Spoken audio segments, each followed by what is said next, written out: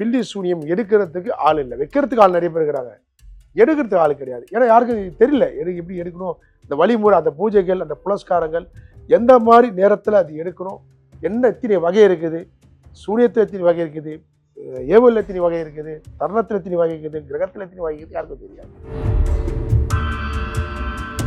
பெண்கள் மூலியமா என்ன வேணாலும் சாதிக்கலாமா. நல்ல மனிதர் இருக்காரு, எனக்கு பிடிக்கல, அவரோட முடி போதும், இல்ல அவர் போட்ட ஒரு அழுக்கு துணி போதும், அடுத்த கட்டத்தில் அவரோட முடிச்சிடலாம். சூனியத்தில் 43 வகை இருக்குமா. சூனியத்தில் 43 வகை இருக்கு. எப்படியா என்ன மாதிரி வேணா பண்ணலாம் சூனியத்தை. ஒருத்தவங்க மேல ஏவி விடுறாங்க, சேவனம் வச்சிருக்காங்க அப்படிங்கறத எப்படி கண்டுபிடிக்கிறது? 3 எண்ணெய் 12 மணிக்கு தடவிட்டு, அப்படி தடவிட்டு நான் சொல்ற ஸ்லோகத்தை மட்டும் சொன்னா போதும். 3 எண்ணெய் தான் தடவிட்டு அந்த ஸ்லோகம் சொன்னா போதும், ஆட ஆரம்பிச்சிருவாங்க. தெரிஞ்சிடும், ஈஸியா தெரிஞ்சிடும், இருக்கா இல்லையான்றது ஈஸியா கண்டுபிடிச்சிடும். இல்லை ஒரு நல்ல ஒரு பொண்ணு திடீர்னு சொல்ல அந்த காதல் கீதல்ன்ற தூக்க மாட்டேங்கிறான், அவங்கெல்லாம் வந்து மோட்சம் படிக்க மாட்டாங்க, அவங்க அங்கேயே தான் சுற்றிட்டு இருப்பாங்க. சரிங்களா? அப்போ அது யாராவது ஒரு வாடகை வருவாங்க, திடீர்னு பார்த்தா அங்கே இருக்கிற மாதிரி இருக்கும், திடீர்னு இங்கே நிற்கிற மாதிரி இருக்கும் இரவில். அந்த மாதிரி நிறைய பேர் இங்கெல்லாம் இரவில் அடிச்சுன்னு ஓடி வந்துருக்காங்க, அடிச்சு பிடிச்சி ஓடி வந்துருக்காங்க இங்கெல்லாம். அந்த மாதிரிலாம் செத்து போயிடுறாங்க, அந்த அகலமாக செத்து போயிடுறாங்களம்மா. சில பேர் புதைச்சிடுறாங்க, சில பேர் எரிச்சிடறாங்க. பார்த்தியா, எரிக்கும் போது என்ன ஆகுனா அவங்க உடம்புல இருந்து ஒரு ஒரு ஆயில் மாதிரி வரும். அதை நம்ம ஆளுங்க நம்ம மாதிரி ஆளுங்க இருக்கிறாங்க, நைட் நேரத்தில் போய் அதை கட் பண்ணுவாங்க, அதில் மை செய்வாங்க.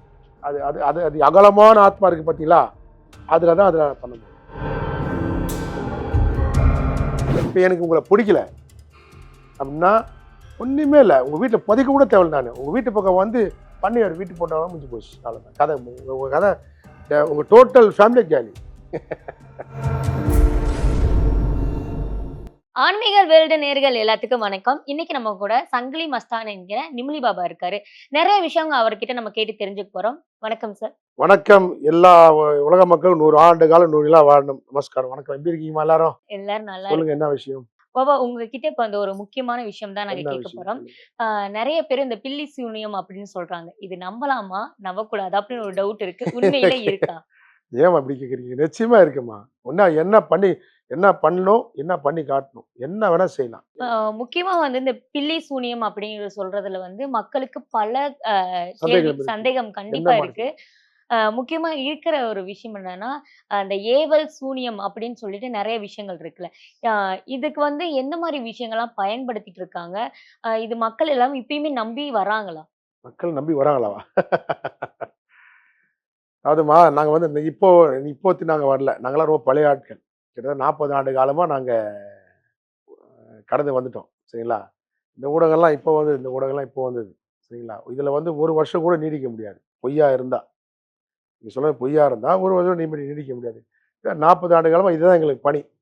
எனக்கு காலகட்டம் என்ன அப்படின்னாக்கா, இந்த பில்லி சூனியம் எடுக்கிறதுக்கு ஆள் இல்லை, வைக்கிறதுக்கு ஆள் நிறைய பேர் இருக்கிறாங்க, எடுக்கிறதுக்கு ஆள் கிடையாது. ஏன்னா யாருக்கும் தெரியல எப்படி எடுக்கணும், இந்த வழிமுறை, அந்த பூஜைகள், அந்த புலஸ்காரங்கள் எந்த மாதிரி நேரத்தில் அது எடுக்கணும், என்ன எத்தனை வகை இருக்குது, சூரியத்தில் எத்தனை வகை இருக்குது, ஏவல் எத்தனை வகை இருக்குது, தருணத்தில் எத்தனை வகை இருக்குது, கிரகத்தில் எத்தனை வகை இருக்குது, யாருக்கும் தெரியாது. அதான் விஷயம். இந்த எடுக்கணும் அப்படின்னு சொல்லி ஒரு விஷயம் சொன்னீங்களா, அதை தாண்டி வந்துட்டு முக்கியமா நான் கேட்கிற ஒரு கேள்வி என்னன்னா, மாந்திரிகம், தாந்திரிகம், பிளாக் மேஜிக் அப்படின்னு ஒரு விஷயம் இருக்குல்ல, மக்களுக்கு முக்கியமா இந்த 3 விஷயத்துலதான் பல இருக்கு. நான் இந்த ஊடகம் இல்லைம்மா, எல்லா ஊடகம் சொல்லியிருக்கேன். ஒண்ணே அந்த மந்திரம் தந்திரம் அதெல்லாம் ஒண்ணு கிடையவே கிடையாது. அந்த மாதிரி ஒண்ணு இல்லவே இல்லை. ஆனா வேதங்கள் மூலியமா, நம்ம முன்னோர்கள் விட்டு சொன்ன வேதங்கள் மூலியமா, நீ எந்த ஒரு இதிகாசத்தை எடுத்து பாருங்க, ஒரு ராஜாவை அழிச்சதும் இந்த வேதம் தான். சரிங்களா? ஒரு தன்னத்தை அழிச்சதும் அந்த வேதம் தான். வேதத்தை வச்சு என்ன வேணா பண்ணலாம். ஓகே. பாபா, உங்கள்ட்ட அந்த இத பத்தி கேட்டுட்டு இருக்கும்போது 3 விஷயமும் இல்ல அப்படி சொல்லி சொன்னீங்கல்ல. ஆனா நெறைய பேரு நான் வந்து சொல்லி கேள்விப்பட்டிருக்கேன். எனக்கு வச்சுட்டாங்க, எனக்கு இது மாரி மந்திரம் வச்சுட்டாங்க, தந்திரம் வச்சுட்டாங்க, பிளாக் மேஜிக் மூலியமா நெறைய விஷயங்கள் வந்து மாத்திட்டேன் அப்படி நெறைய பேர் வந்து நான் வீடியோ போடுறத வந்து பார்த்துட்டே இருக்கேன். ஸோ இப்ப மக்கள் வந்து அந்த வீடியோலாம் பார்க்கும்போது, இப்ப சோசியல் மீடியா அதிகமா வளர்ந்திருக்க காலங்கள்ல பார்க்கும்போது, பிளாக் மேஜிக்ன்னு அப்படி ஒண்ணு இருக்குல்ல, நம்மளும் கத்துக்கலாமா அப்படின்னு ஒரு ஆர்வத்த தூண்டுற மாரி தானே இருக்கும். இப்ப 3மே விஷயமே இல்ல அப்படிங்கிறது எந்த மாதிரி சாத்தியமாகிற ஒரு விஷயம்? ரொம்ப சிம்பிளா சொல்லிட்டுலாம். இப்ப நீங்க பேசிட்டு இருக்கீங்களா, ஒரு அரை மணி நேரத்துல இங்க பக்கத்துல உட்காந்துருக்கீங்க.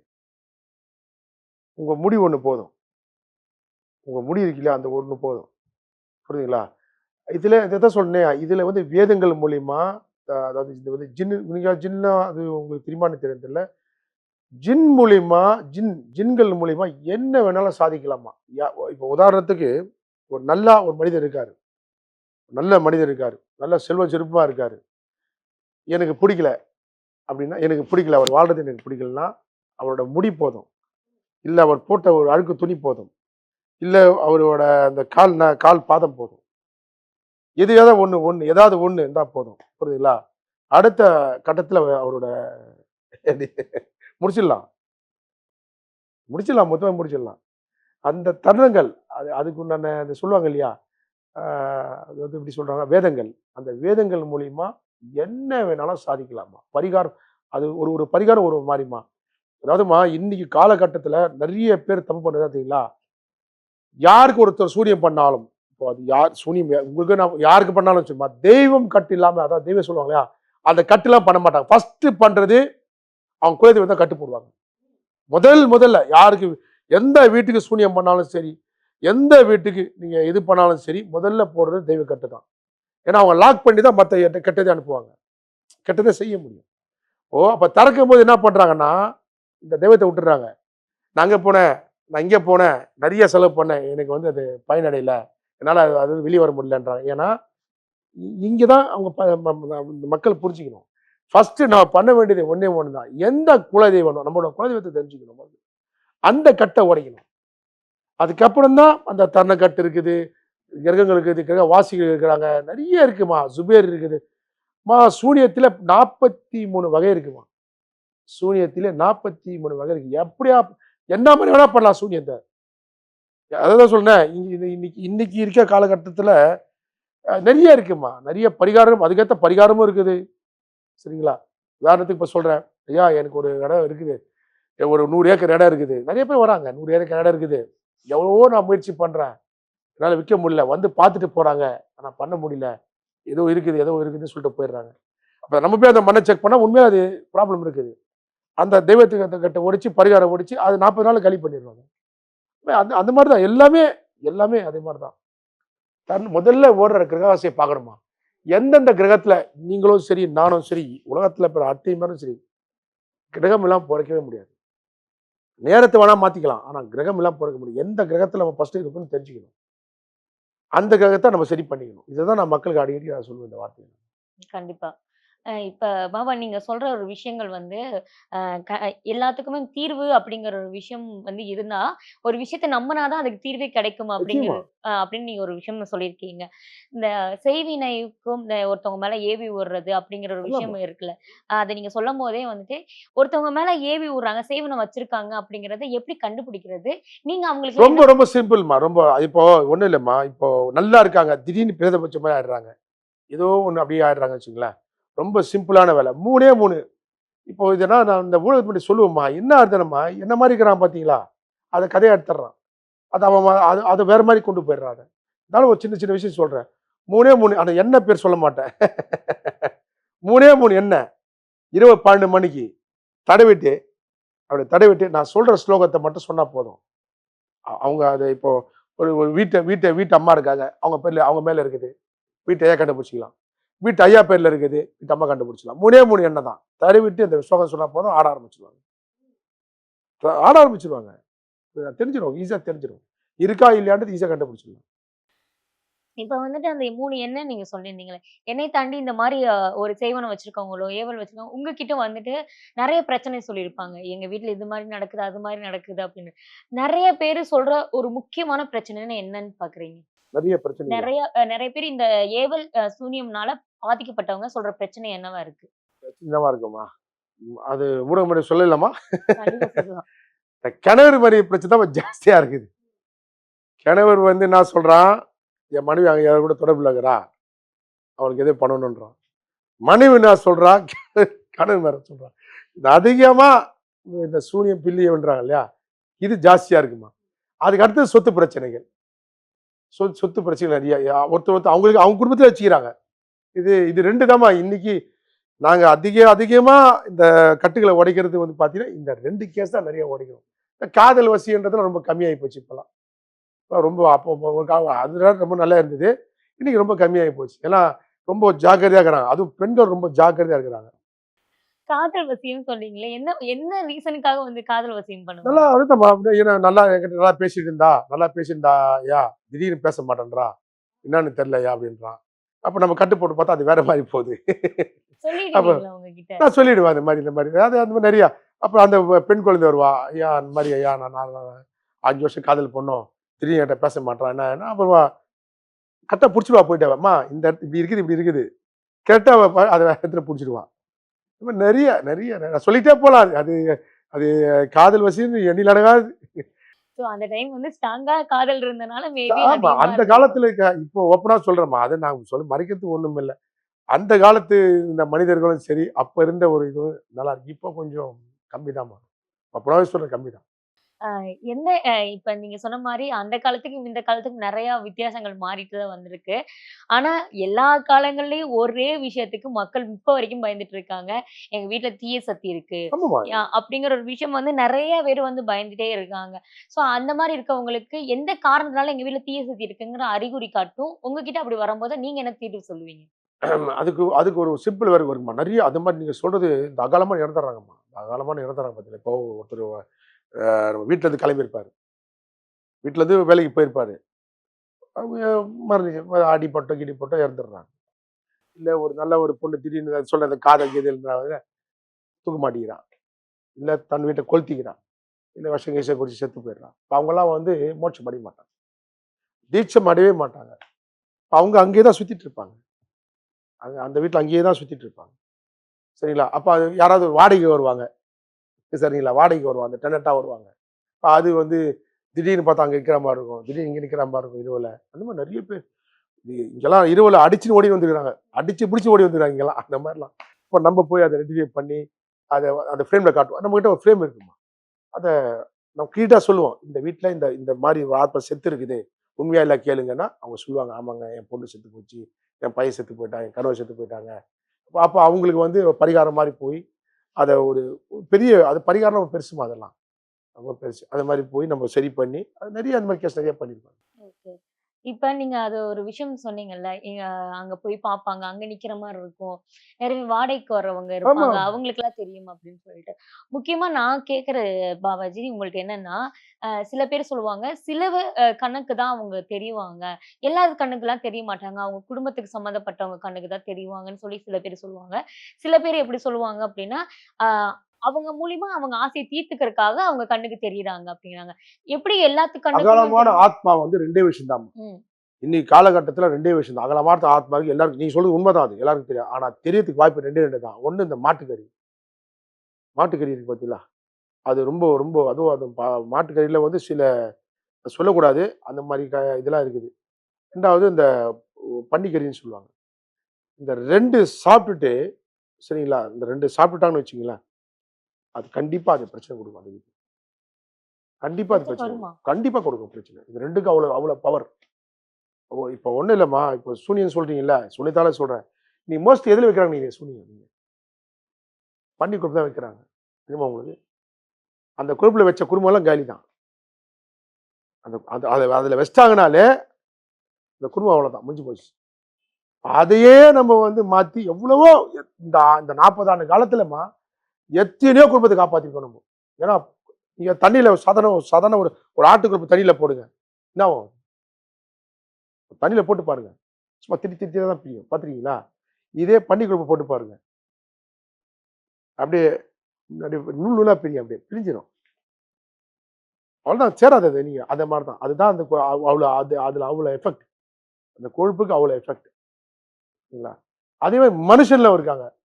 அது நம்ம சொல்லக்கூடாது. இதெல்லாம் ஜனங்க தெரிஞ்சுக்கணும். இதெல்லாம் வந்து ஜனங்க வந்து நீங்க புரிஞ்சுக்கணும். எதுக்காக பாபா பேசுறாரு? இவ்வளோ வேலை இருந்து கூட நான் உங்ககிட்ட பேசுறேன்னாக்கா, அதுக்கு காரணம் இருக்கு. செத்து போயிடுறாங்க. அந்த அகாலமா செத்து போயிடுறாங்களாம்மா. அப்ப என்ன பண்ணுவாங்கன்னா, அந்த சில பேர் புதைச்சிடுறாங்க. சில பேர் எரிச்சிடுறாங்க பாத்தியா? எரிக்கும்போது என்ன ஆகும்னா, அந்த அவங்க உடம்புல இருந்து ஒரு ஒரு ஆயில் மாரி வரும். பார்த்திருப்பீங்க. ஒரு ஒரு கொழுப்பு மாரி வரும்.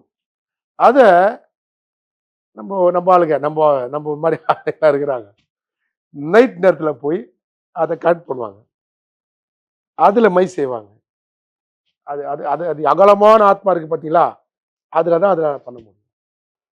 இப்ப அந்த இப்ப நான் அந்த மைக் கலெக்ட் பண்ணுவாங்க அப்படிங்கிறதுக்காக அந்த சொன்னீங்க. பண்ணிட்டு என்ன பண்ணுவாங்கன்னா, இப்ப எனக்கு உங்கள புடிக்கல அப்படின்னா, ஒண்ணுமே இல்ல. உங்க வீட்ல புதைக்க கூட தேவையில்ல நானு. உங்க வீட்டு பக்கம் வந்து பண்ணையார் வீட்டு போட்டாலும் முடிஞ்சு போச்சு. அவ்வளவுதான். கதை உங்க கதை உங்க டோட்டல் ஃபேமிலி காலி. இத்தன விஷயங்கள் இருக்கு. நெறைய இருக்குமா. நீங்க சொன்ன மாரியே வந்துட்டு நான் இன்னொரு விஷயம் இதிலயே கேட்கிறேன். நீங்க அங்க போயிட்டு அகால மரணம் அடைஞ்சவங்களோட ஆத்மா மூலியமா, நெறைய கொண்டு அவங்க உடல் வந்துருக்கோம் அந்த மூலியமா மாரி. இத பண்ண முடியும். எப்படி அத கண்டுபிடிப்பாங்க அது? இப்போ எங்ககிட்ட வந்து என்ன சொல்லுவாங்கன்னாக்கா, பாபா இந்த மாரி நைட்ல வந்து என்ன அமுக்குது, கால் புடிச்சு இழுக்குது, உருவம் வந்து நிக்கிற மாரி தெரியுதுன்னா, நம்ம அந்த வீட்டுக்கு போவோம். அப்ப நம்மகிட்ட சில வேலைலாம் இருக்குது. அது ஜனங்க சொல்ல அத வந்து இரவு 12 மணிக்கு நாங்க போவோம் அந்த வீட்டுக்கு போய், ஒரு கட்டு போடுவோம். மாலி கட்டுன்னு சொல்லுவாங்க. மாலி கட்டு போட்டு, யார் மேல வர வைக்கணும்னு கேட்போம். உங்க மேலயா? அவங்க மேலயா? யார் மேல? அவங்க சம்பந்தப்பட்ட முக்காவாசி சொல்லுவாங்க. இந்த என் மேல வர வைங்கன்னா, அது வர வைப்போம். வர வச்சு, எப்படி செத்த? என்ன காரணத்துக்கு செத்த? இந்த காரணம் எல்லாமே சொல்லும். இந்த மாரி தான் நான் செத்துட்டேன். இந்த மாரி அதான் அது நெறைய அது சொல்லிட்டே போலாம். அது எண்ணில அடங்காது. அவங்கவங்க கதைக்கு ஏத்த மாரி சொல்லுவாங்க. அது அப்புறம் வந்து தீட்சம் குடுத்து, அத சாந்தப்படுத்தி, சரி நீ இதுக்கப்புறம் இறந்துட்ட. நீ இங்க இருக்கக்கூடாது. மோட்சம் தான் அடையணும்னு சொல்லிட்டு, அது ஒரு பரிகாரம் மாரி கொண்டு போய், அத ஒரு மாலிக்கட்டு பொம்மை ஒண்ணு செய்வோம். அதுல துவாரத்துல ஃபுல்லா ஆணி ஏத்தி, அது பெரிய சாங்கியம் அது. பெரிய சாங்கியம். அது மாரி தீட்சம் குடுத்து, அதுக்கப்புறம் வரவே வராது. அவ்வளவுதான். ஒன்ஸ் வரவே வராது. ஒரு செத்து போயிடுறாங்க இல்லையாம்மா? செத்து போயிடுறாங்க. சில பேர் என்ன பண்ணுவாங்க, செத்து போயிடுறாங்க. சாவறதுக்கு முன்னாடி அது சொத்து பத்து எங்க இருக்குன்னு தெரியாது. செத்துடுறாங்கன்னு வச்சுக்கங்களேன். அப்ப அவங்க வாரிசுக்கு தெரியாது இல்லையா? எங்க அப்பா எந்த இடம், எந்த டாக்குமெண்ட்ன்னு சொல்லிட்டு. அப்ப அவங்கள வர வைப்போம். இந்த இடத்துல டாக்குமெண்ட் வச்சிருக்கேன்டா. டேய் இந்த இடத்துல நம்ம இடம் இருக்குது. அப்படின்னு அது மாதிரி நெறைய கேஸ் அந்த மாரி நெறைய பண்ணியிருக்கோம். நெறைய நகைகள கண்டுபிடிச்சு குடுத்துருக்கோம். நெறைய. அந்த மாரி பிரச்சனைகளுக்கு வருவாங்களா? ஆ அதாவது இதுதான் நம்ம வேலையே எங்களுக்கு. வேலையே தானேம்மா. சோ வந்துட்டு எதனால இந்த நகை காணாம போறது? சொத்து பத்து காணாம போறது இல்லம்மா. அவங்க இப்போ என்ன பண்ணுவாங்கன்னாம்மா, பெட்டகத்துல ஏதாவது வச்சிருப்பாங்கம்மா. காலத்து முன்னாடியே பார்த்திருப்பீங்க. பெட்டகத்துல வச்சிருப்பாங்க. செத்துடுறாங்க. இப்போ என் பேரனுக்கு குடுத்துட்டு போனோன்னுவாங்க. என் பேத்திக்கு வச்சுட்டு போனோன்னுவாங்க. செத்துடுறாங்க தெரியாது இல்லையா?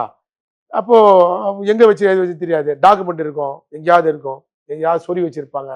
எங்கேயாவது அவங்களுக்கு தெரியாது. அந்த மாதிரி நெறைய அதெல்லாம் நம்ம எடுத்து வர வச்சு, என்ன இது கட்டு போட்டு, மாலி கட்டு போட்டு, நெறைய கட்டுல வந்து எண்ணிலடங்கா 66 கட்டு மேல இருக்குது. ஜுபேர், தௌஃபீக் அது சொல்லிட்டே போலாம். எண்ணிலடங்காத கட்டு. அதெல்லாம் கரெக்ட்டா கண்டுபிடிச்சு கண்டுபிடிச்சு. இப்ப இன்னைக்குமா, இன்னைக்கு வேத ரீதியா கத்துக்கிட்டு பண்றவங்க யாரும் எனக்கு தெரிஞ்சு இந்த மெட்ராஸ்ல எனக்கு இருக்காங்க எனக்கு தெரியாதும்மா. அது போது. அப்படியே போயிட்டு இருக்கு. இப்ப அந்த ஏவல், பில்லி சூனியம் பத்தி நம்ம பேசிட்டு வந்தோம். அதுல நெறைய விஷயங்கள் நீங்க சொன்னீங்க. இதுல எனக்கு பெரிய ஒரு டவுட்டு, நெறைய பேத்துட்ட நான் கேட்டுருக்கேன். இந்த குட்டி சாத்தா வழிபாடு அப்படின்னு சொல்லி ஒண்ணு அம்மா, அது சொல்லுவாங்க. முற்றிலும் நான் தயவு செய்து சொல்றேன். யாரும் நம்பாதீங்க. குட்டி சாத்தன் என்னன்னு தெரியுமா முதல்ல? யாருக்காவது? குட்டி சாத்தன் என்னம்மா? அது அது அது அதாம்மா சொல்றேன். ஜனங்க தயவு செய்து ஜனங்க வந்து கொஞ்சம் கொஞ்சம் கொண்டு வரணும்மா அத. குட்டி சாத்தான்ன்றது ஒரு கிடையவே கிடையாதும்மா. சரிங்களா?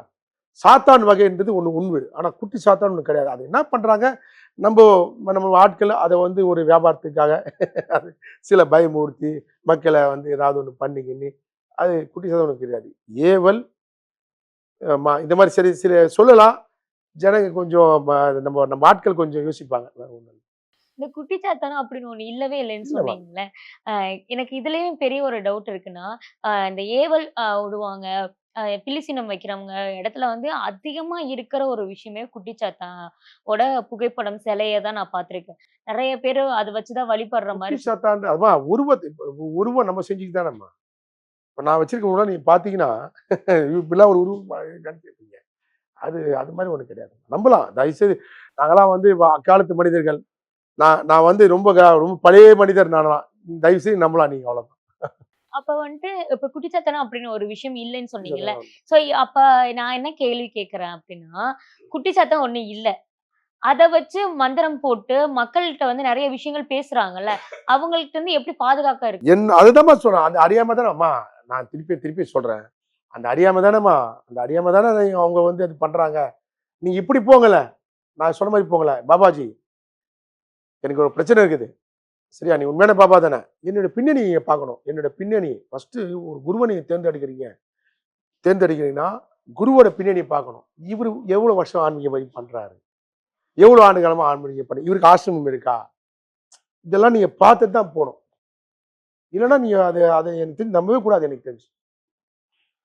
இதுதான் என்னோட ஒரே ஒரே தாரக மந்திரம் இதுதான்.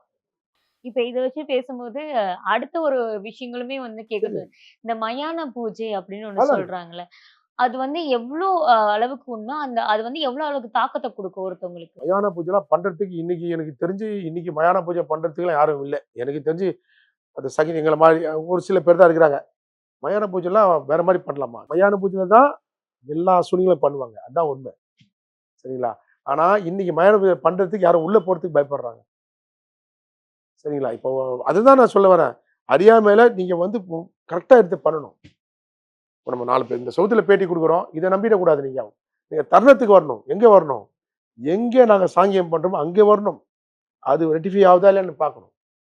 இப்ப இதுவும் நெறைய விஷயம் இருக்கு. ஓகே. இப்ப இந்த சொன்னீங்கல்ல மயான பூஜை அப்படின்னு. மயான பூஜை வந்து இந்த டைம்ல தான் பண்ணணும். இந்த டைம்ல பண்ணக்கூடாது அப்படின்னு ஒரு வரைமுறைகள் இருக்கிற மாரி நெறைய பேர் சொல்லியிருக்காங்க. உண்மையிலே இந்த டைம்ல தான் பண்ணணும் கண்டிப்பா. அப்படின்னு. இரவு 12 மணிக்கு தான் அதோட சக்தியே பிரளயம் ஓப்பன் ஆகும். 3 மணி வரைக்கும் அந்த பிரளயம் இருக்கும். அந்த பிரளயம் வந்து எ ப எ எ எ 365 நாளும் வருடத்தில் 365 நாளும் பிரளயம் இருக்கும். அது இரவுல தான் நீங்க சொல்ற அந்த சாத்தானோட சக்தியில வெளிக்கொண்டு வர முடியும்.